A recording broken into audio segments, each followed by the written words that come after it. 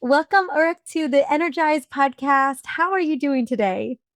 Thank you so much. Very well. Thank you. How are you? I'm doing good. I want to start with what I was brought up with. I was born in 1979. I was an 80s baby. And I remember growing up, and my mom was always doing cardio. I feel like we were all just a bunch of cardio bunnies. And I will even say that my mom is still doing a lot of cardio today. She's a marathon runner, she's a half marathon runner. Just last weekend, she ran a half marathon, and she'll be 65 next month.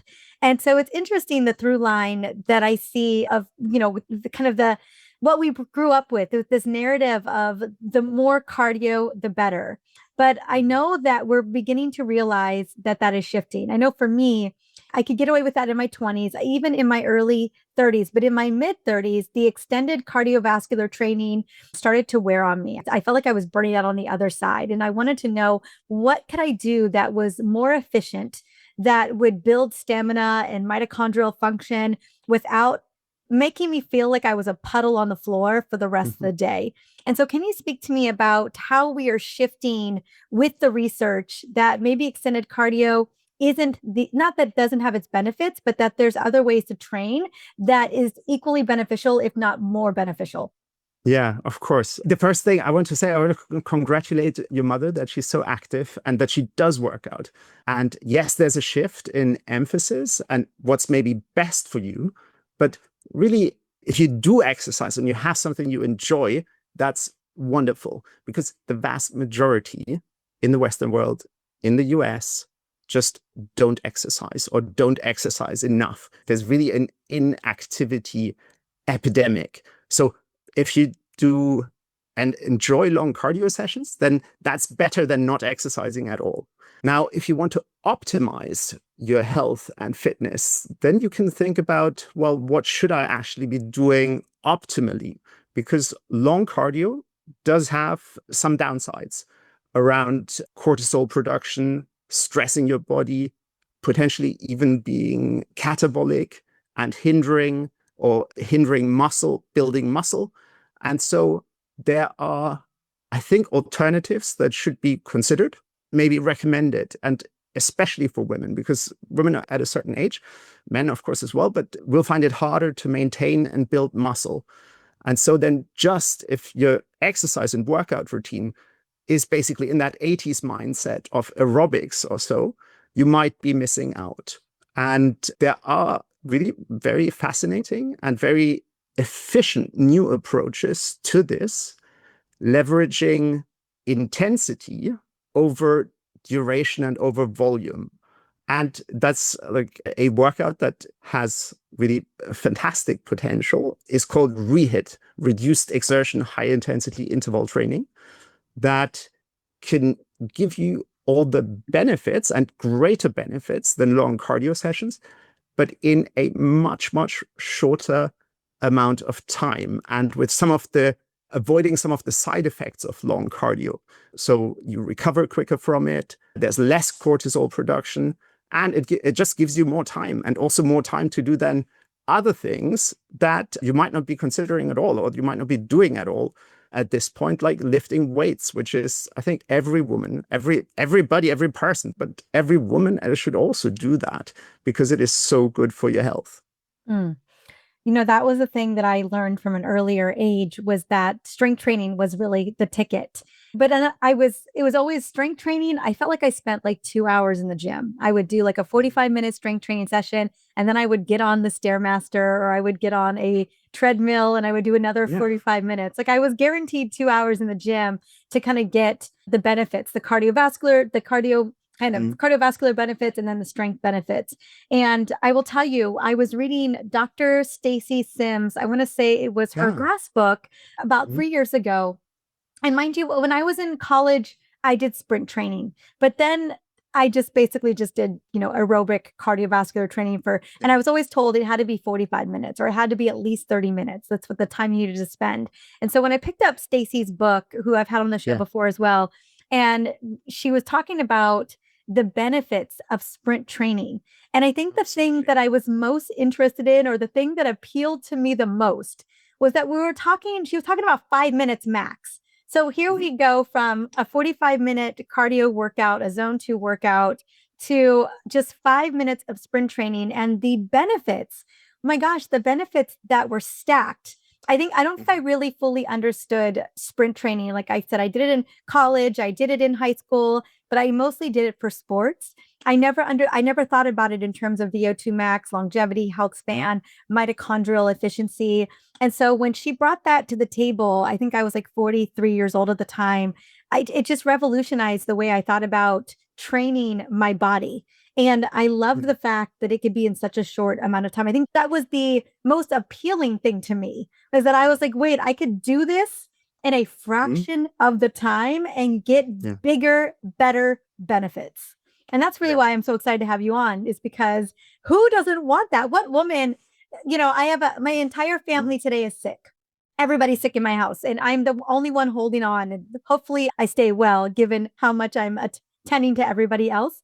But I'm so grateful to have a Carol bike. I'm so grateful for sprint training because there's no time for me right now in this sick phase of everybody. And so, but I can squeak out 5 minutes. That I can do. And the benefits are so great. Like I said, I'm just so grateful that even on days that feel so full, because I have a lot more responsibilities, I'm still able to take care of myself in a meaningful way. Yeah, that's great to hear. And it is reflective of what we find in the wider population. So when we speak about an inactivity epidemic, realistically, or like with tough criteria, judged with stringent criteria, it's less than 5% of Americans who get the recommended amount of aerobic, of cardio exercise in each week. So that's very, very little. And when you survey people and ask why they can't do that, the number one answer is very consistently lack of time. I don't have time for a 45-minute run. I don't have time to do a long cardio session. So there's very clearly a need for efficient, time-efficient alternatives. And that's where ReHIT and sprint training comes in. Most people will be familiar with HIIT, so high intensity interval training, which is clearly very effective. But it can burn you out too. Like HIIT training has burned me out. Yes, exactly. So it's, on the one hand, the rate of perceived exertion is really high. It's difficult for many people to do. And a session is also quickly 20, 30 minutes. You're sweat drenched afterwards. And so then it becomes a really like a big thing. And to address that, to basically maintain the effectiveness, but squeeze it into a very time-efficient workout, scientists, so this is proper scientific research, have searched for the minimum effective dose of sprint training. So always dialing back, and this is a process over many years, doing study after study, how little can you do to get those amazing benefits still? But what's the minimum that's viable? And the answer is quite surprising and fascinating, I guess, for most, that 2 20-second sprints, so 40 seconds of all-out work, so that is, of course, tough, but 2 20-second sprints are enough to give your body a very, very powerful training stimulus. And with that training stimulus, get it to improve its cardiovascular fitness, cardiorespiratory fitness, VO2 max very substantially, and metabolic health. And so that's, just a very, I think, a strategy that should be applicable to very many people who find themselves in the same situation, that they also don't work out enough and struggle to find the time for it. I agree with you. I was curious, I want to dive a little bit deeper into the difference between ReHIT training and sprint training. I feel like ReHIT is a little bit like an elevated version of sprint training, like a much more well-researched kind of optimized version of sprint training. Can you break down the differences? Because again, we do live in a time where, again, as you mentioned, Americans are we're not meeting our fitness goals. I think it's like 66% of us are sedentary. We're clocking less than 4,000 steps per day. And I know when I've had conversations with colleagues and friends about sprint training, it can feel a bit overwhelming or hard. And so what I love about the ReHIT training is that it feels so much more doable and manageable. Mhm.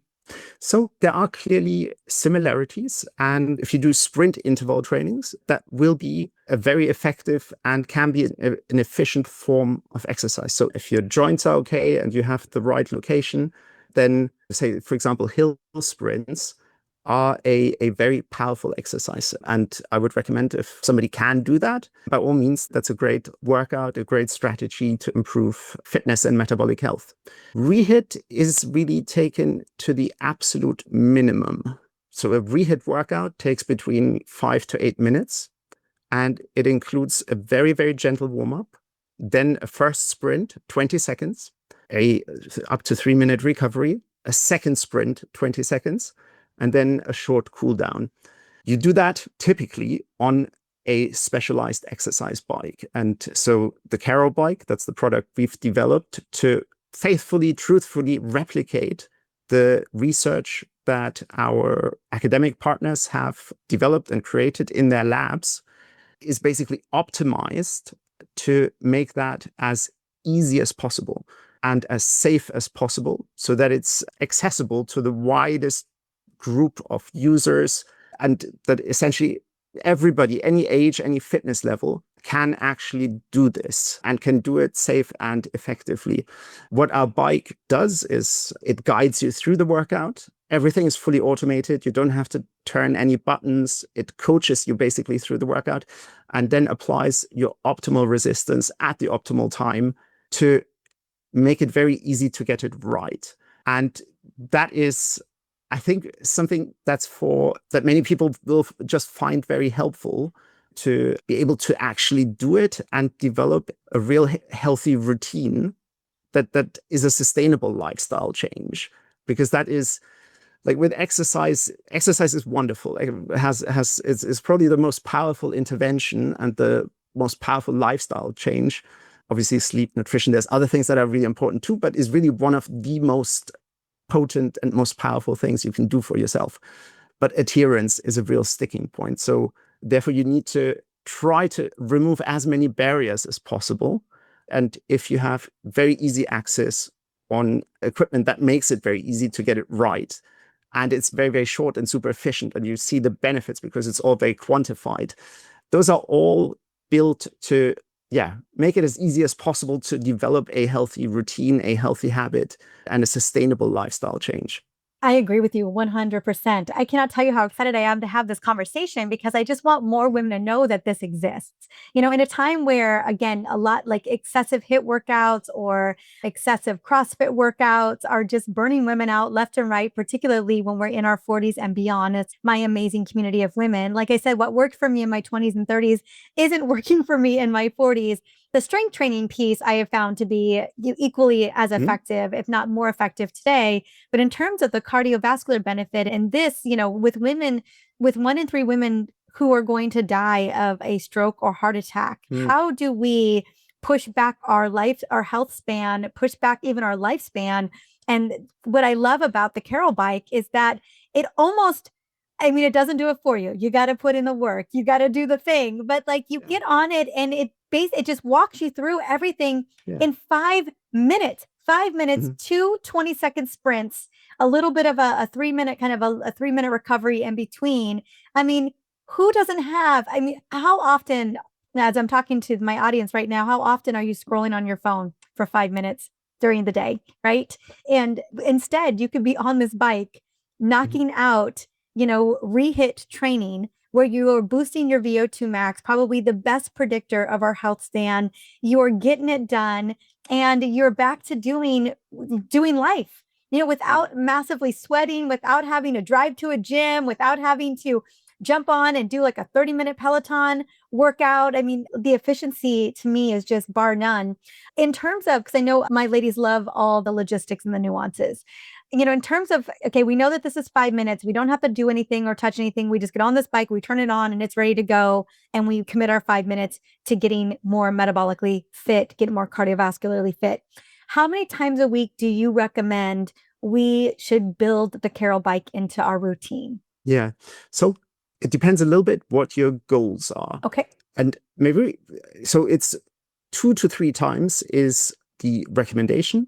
The exercise gives you many very meaningful, very substantial benefits. And the list is almost so long that it's hard to believe. But the 2 headline benefits is, one, improving your VO2 max, improving your cardiorespiratory fitness. And you've just said VO2 max is probably, so that's your ability to burn oxygen during exercise.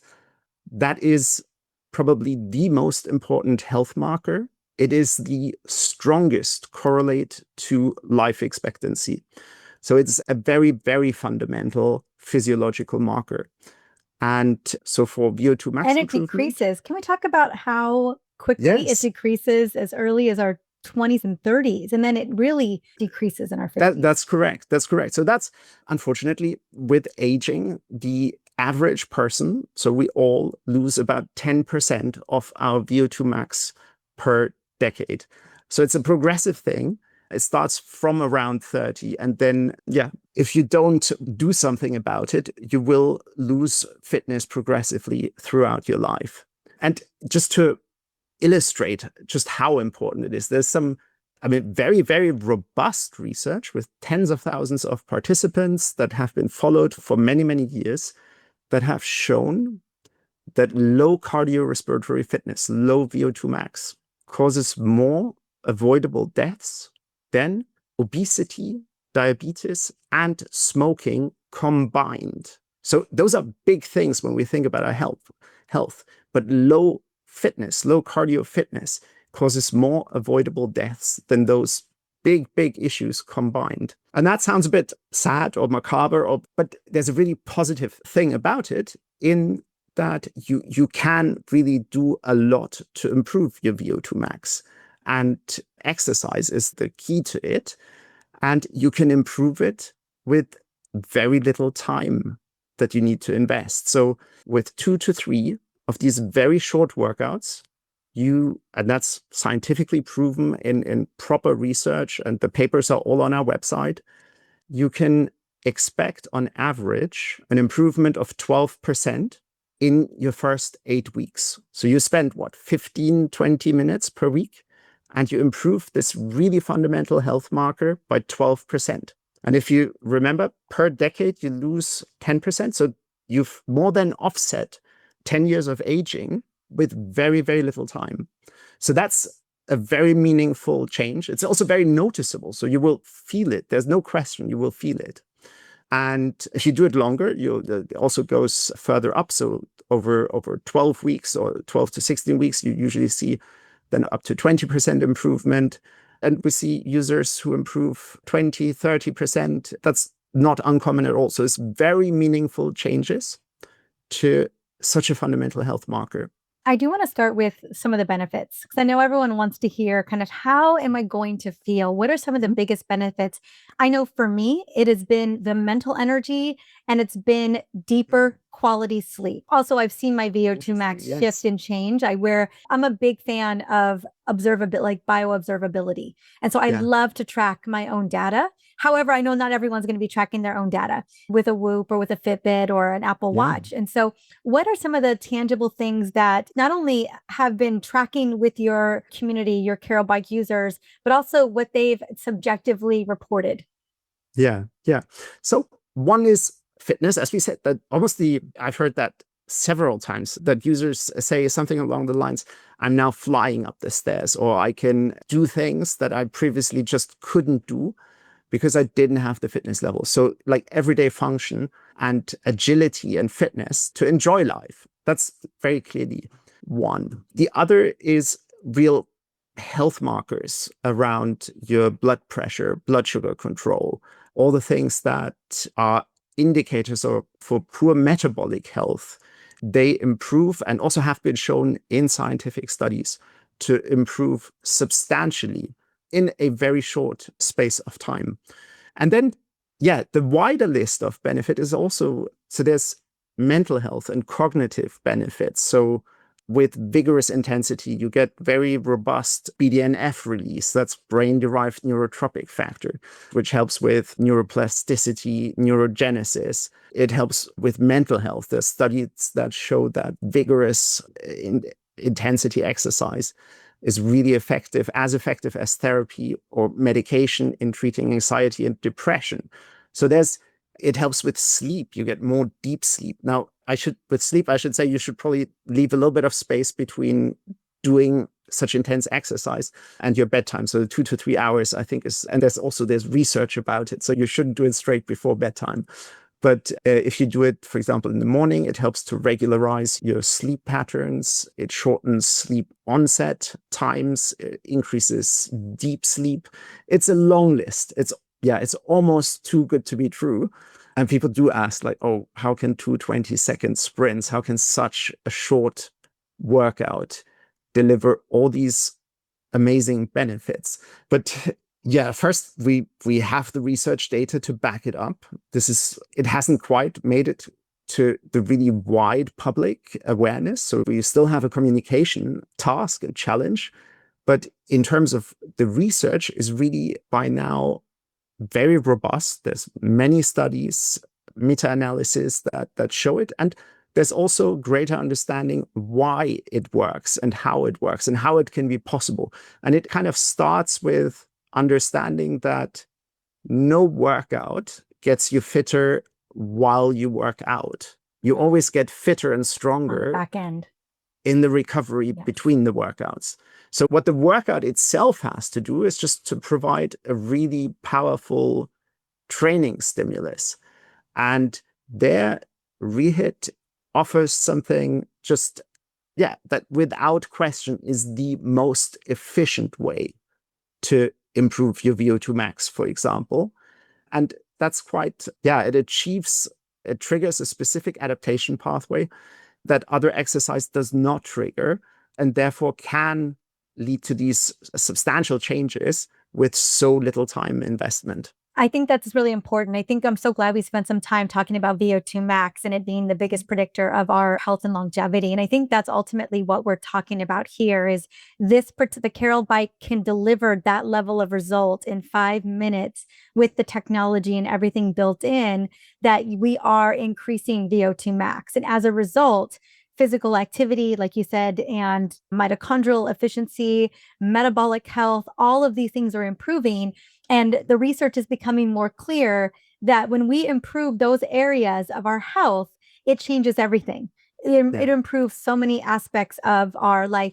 I always say that, the quality of the thoughts we have, of the conversations we have, of the things that we do are all reliant on the quality of our metabolic health. And it's important that we figure out what levers are going to actually improve that. And this is what we're talking about. This is literally the path, that way through to get better metabolic health is through improving our fitness, through improving our physical activity and improving our VO2 max. Yeah, exactly. And it is when you asked about the differences between sprint training and ReHIT. So one thing is really about just having that exact, precise, minimal effective dose. So ReHIT is so effective because it manages within 2 20-second sprints to trigger a very specific adaptation pathway. So in a nutshell, you basically simulate very briefly an emergency situation where you have to, like as if you had to run for your life or fight for your life. So very, very briefly, you create an immense energy demand in your muscles. It goes up by a factor of 100 compared to rest. And that forces your body, your muscles, to tap into very fast-acting energy systems. That's your glycogen system. It mobilizes lots of glycogen. So that's a storage form of sugar in your thighs, and it mobilizes lots of that, about 25 to 30%. In energy terms, that's a lot. It could sustain a much longer workout. But the key is just with the mobilization, you activate a specific adaptation pathway, because bound to the glycogen stored in your muscles is a molecule called AMP that gets activated to AMPK, which then downstream activates what's called PGC1 alpha, which is your body's master regulator for mitochondrial biogenesis. So with a very, very short workout, you can send and activate the signaling molecule that tells your body and leads your body to develop more, larger, and more efficient mitochondria, which are the powerhouses of your cells. And that just basically give the energy for anything and everything you do for your whole body. And that's how a very, very short workout can stimulate that. And an interesting thing is, and there's a slight difference, and I've been part of athletics clubs, so I've done sprint training as well. The latest research seems to suggest that if you did more or longer sprints, well, the data is quite clear. You will not see greater benefits. And it seems to suggest even that you get less benefits. And the analogy is a bit like if you flip a switch. Once you've flipped the switch and you've activated the pathway, pressing it more and harder doesn't actually help more. So therefore, that would explain why more and longer sprints don't give greater benefits. The presumption, and these are complex biological processes, nobody knows for sure what's happening, but why a possible explanation why you see less benefits is that when you do more or longer sprints, you start pacing yourself. So if you did like 5 or 6 or 8 sprints and they're not 20 seconds, they're 30, 40, 50 seconds, you're not going all out. You pace yourself, and thereby you're missing out on that crucial flipping the switch. So therefore, a workout that can be a lot harder, so much higher exertion overall, and that takes more time, feels harder, can actually give you less results and less benefits, because the magic happens if you momentarily just push to your limits and thereby hit that switch, flick it, and activate the pathway. Yeah, I was going to ask kind of what is that difference between, because some sprint training, I've done sprint training that is a 30-second sprint, a 45-second sprint. And man, the level of burnout on the back end of a 45-second sprint is really intense. And I can see myself making adaptations as a result to try to like cut corners in a way. Yeah, absolutely. And so, yeah, if you talk to athletes, like 200 to 400 meter distance, that's brutal in terms of just the stress you put your body under. A 20-second sprint, I don't want to say it's easy. So no, it's not easy, but it's a lot different. Like, I can't tell you how many times I've been in a workout class, and at the very last, the class, I have a minute of burpees. And I always have an instructor who's like, everyone can, we can all do something for a minute. But man, brutal by the end of that minute of just doing burpees. But just the mindset shift that I try to step into to get to the end of that 60 seconds. But man, to go all out, I mean, we're talking 20 seconds. It's less than half a minute. Like, exactly, any of us can do something all out our personal all out for 20 seconds twice. Like, gosh, I think because I've trained so hard for minutes at a time, this feels in a lot of ways so much easier for me, because my body is like, okay, this is far less time than you've pushed yourself so many other times in the past. Yeah, exactly. I couldn't agree more. So 20 seconds is, if you were to talk through it, like I find, because my personal experience and others shared that with me and feel similar, that the first 10 seconds are actually fairly easy. You hardly feel any, how should I say, pain or exertion yet. Exertion, so exertion is what I would call it. Like, it's pushing, it doesn't feel like you're really, really pushing in even half that time. Yeah, exactly. And then 10 to 15 is a bit harder. And the last 5 seconds, so 15 to 20, are hard, but you see the light at the end of the tunnel. And you see it from the very beginning. And because it's all automated and you're getting coached through, the mental load is also quite low, because you're being counted down into your sprints, and it's fairly easy to perform. Exactly. It's kind of like, once you're on the bike, I always tell my ladies is that it's about you've got to get on the bike or get to the gym. Like, once you're there, check done. And that's very much, that's what I think of the Carol bike when I think about getting on it. Once I'm on the Carol bike, as far as I'm concerned, the workout's over. It's already over because I'm doing it. It's going to walk me through it. I don't have to do anything. I get on. I mean, obviously I have to put on the work. I mean, there's nothing extra. I don't have to figure something out. I don't have to listen to what the routine is. And okay, I got to do this. Like I recently went to an F45 class to do not a quick, but a 50-minute HIIT training. And it's 27 different stations most days of an hour. That's a lot to be like, what am I even doing at this particular station for 45 seconds before I move on to another station where I have to figure out a whole another thing I'm doing that I didn't, I wasn't paying attention to the person. Even if I was, there's no way I have memorized the 27 different stations. And so I think about being in that class and how many women are going to F45s or Orange Theory classes and how many things that we have to figure out even within the class. Right. And including their sprints built into things like F45 and Orange Theory. But then, and even in those instances, I'm like, check, done. I'm here. I'm going to do the thing. I'm going to get through this 45, 50 minutes and I'm going to get to go home. But with the Carol bike, we're talking 5 minutes. It's done for you. You just get on the bike, you check, done, you do the 5 minutes and you move on with the rest of your day. I mean, and the fact that it's so scientifically dialed to get you the exact level of results that you need to reverse your biological age, to increase your health span. So I always tell my ladies, if I can reverse your biological age by just 1 year, or maybe even 2 or 3 years, like I have given you back so many quality years of your life that you wouldn't have had otherwise. Exactly. No, and we try, and I think we've succeeded, though that's what, at least based on the feedback we're receiving, to make it as simple as possible and taking as many barriers away to actually sticking to a workout and reaping the benefits that are available from this ultra short, super efficient workout. Yeah, I agree. I will say I'm really grateful that there's this big resurgence of movement right now. We're talking about so many people had no idea what VO2 max was even a couple of years ago.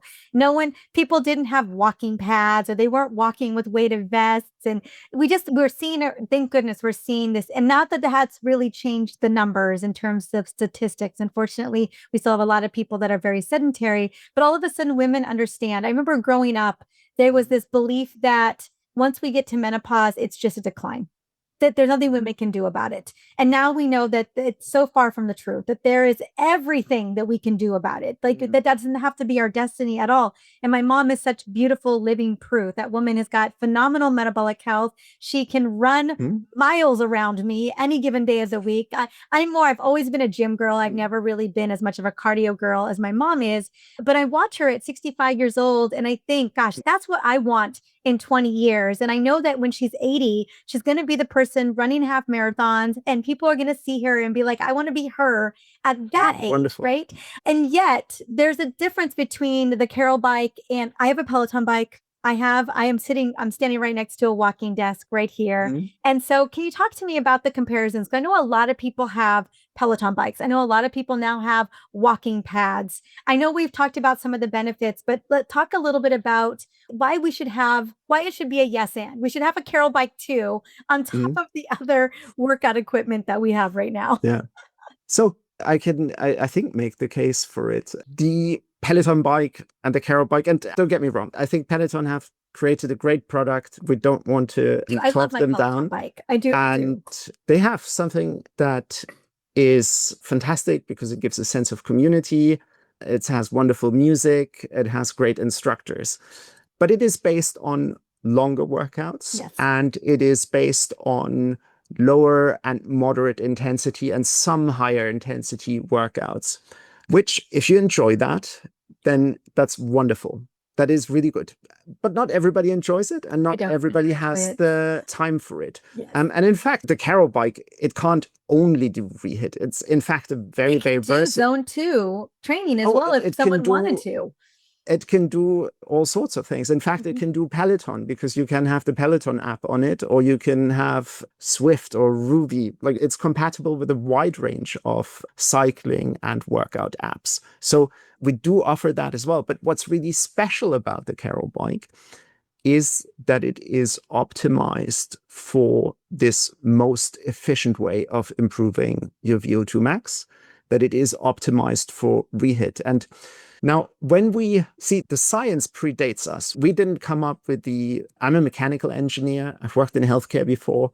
We came across the science and fell in love with it. And then you built a bike around that science. So that I knew the science had already been there. Exactly. So I heard about it first in a BBC science program where the late Dr. Michael Mosley presented that research. And I was fascinated by it and I wanted to do it at home. And so I got myself an exercise bike that I thought was suitable for it. But to get it really right, you need to have a few things in place. You need to apply your optimal resistance at the optimal time and very rapidly. And that is, so the optimal resistance, most people wouldn't know. The optimal time, that's after you've accelerated to a really high pedal cadence, and then it should kick in. And the application has to be very rapid. And that helps you to reach your peak power and get like a really good workout.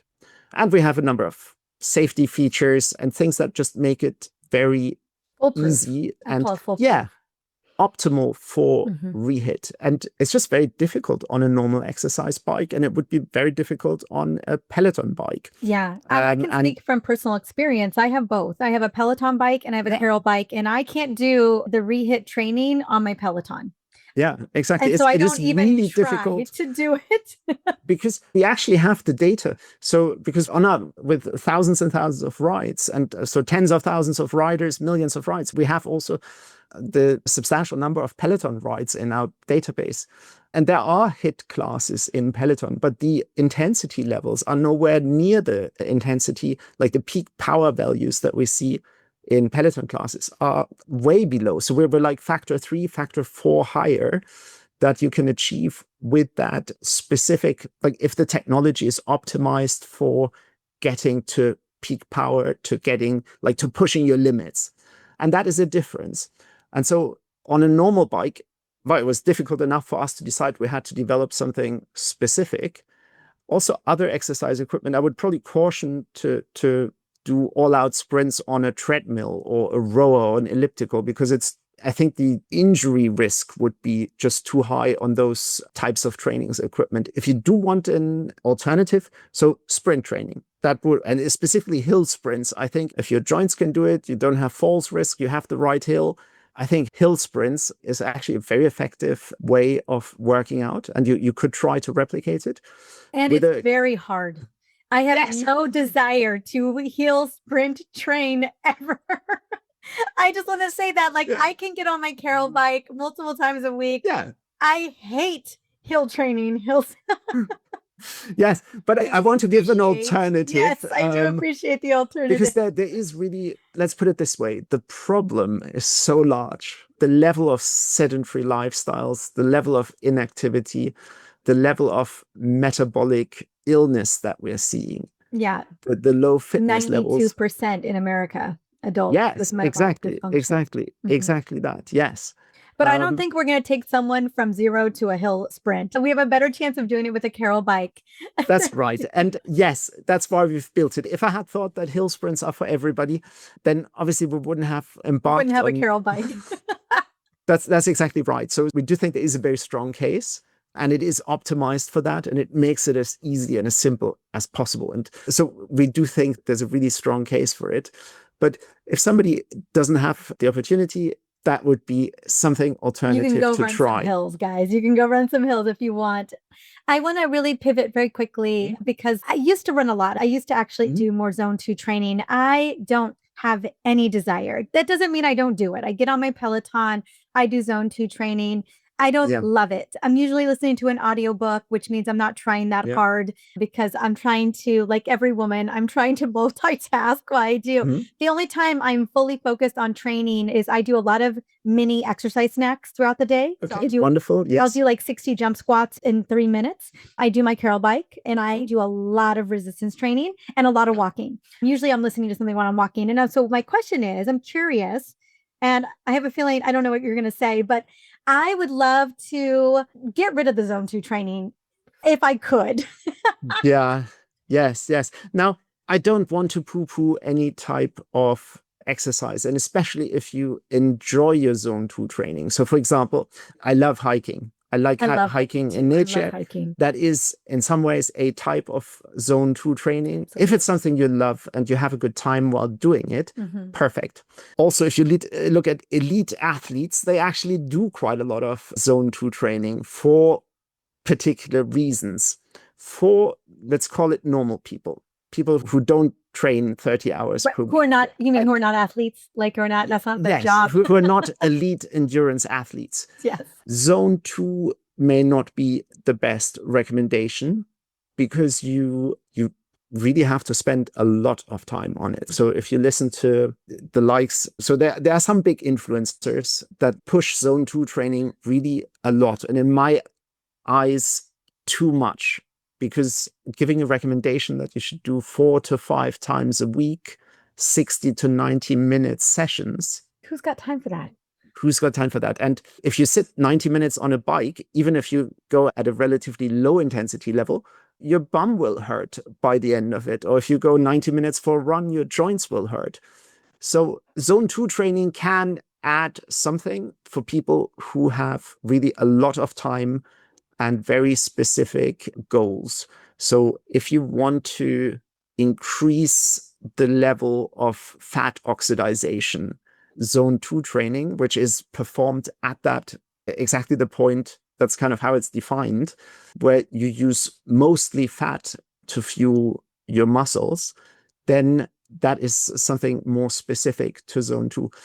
For mitochondrial health, so that the zone 2 proponents suggest that zone 2 training was more effective for mitochondrial health, mitochondrial function. There's no evidence for that. So, and I would argue leading researchers make the case that high intensity training has at least as efficient and effective stimulation for mitochondrial health, mitochondrial function, mitochondrial efficiency as zone 2 training. So therefore, for normal people who don't have hours and hours and hours per week for exercise, ReHIT and vigorous intensity is really the better strategy. And then especially if you get a little bit, so if you say you're in your 40s, you're in your 50s, and you're also concerned about maintaining muscle mass, no, definitely high intensity exercise is the better strategy in our eyes. And there are good arguments, good reasons for that. Oh, I'm so happy to hear this. You know, occasionally I'm in the mood for zone 2 training. I love doing beach. We live by the beach. And so we have beach cruisers and we take my son to the beach and it's really lovely.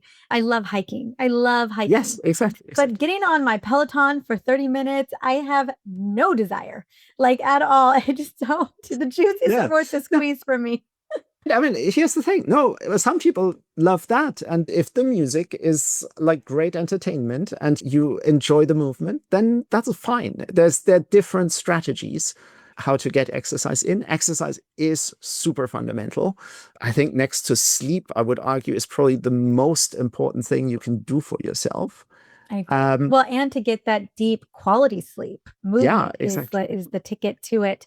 And I think the big thing I really wanted to walk away with in this conversation was that if we're really looking to improve our health span, if we're looking to improve our cellular energy, benefit our cardiometabolic health, which again, more women than men die of heart disease. I know we think of it as a men's disease, but it's equally our disease as well.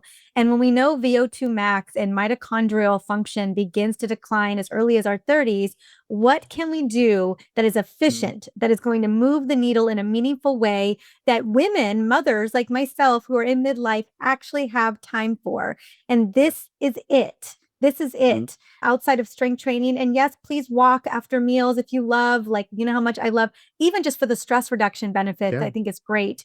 But if you want to efficiently get yourself in shape to support your metabolic health, I don't know anything that's more effective and efficient than leveraging this beautiful piece of equipment you've created. Thank you. Thank you so much. Yes, thank you so much. That's beautifully put. It is, I'm certain there's many effective forms of exercises or workouts that deliver benefits. But this one is, to my knowledge, and I say this with quite a lot of confidence, the most efficient way to improve your VO2 max, to improve your fitness. You won't find anything that gives so dramatic benefits in so little time. And so that's, yeah, I believe a very helpful thing for many, many people. Exceedingly so. I just want to make that really clear. Exceedingly so. And the research is there. I love that this is what I love about scientists or, engineers. I love that you saw the show and you saw the benefit of ReHIT training, or maybe it was sprint training at the time. And you thought, you know what? Let me see if I can replicate this. And when you couldn't, you decided to build a machine that could. And you took out all of the hindrances or the bottlenecks or the issues that would get us in the way of not actually getting the results that we deserve. And you've created an exercise bike that is bar none, nothing I've ever seen that and nothing that exists out there that competes with it, that gets us this level of results in such a short amount of time. We're talking 15 minutes a week is what we're talking about. If we really break it down, maybe 20 if you decide you want to do it 4 times a week, but 10 to 15 minutes a week, it's all we're talking about. That's less than a recommended walk that I'm recommending after a meal, and so I just wanted to emphasize the efficiency, the effectiveness, and what a game-changing way of exercising that you have brought to us.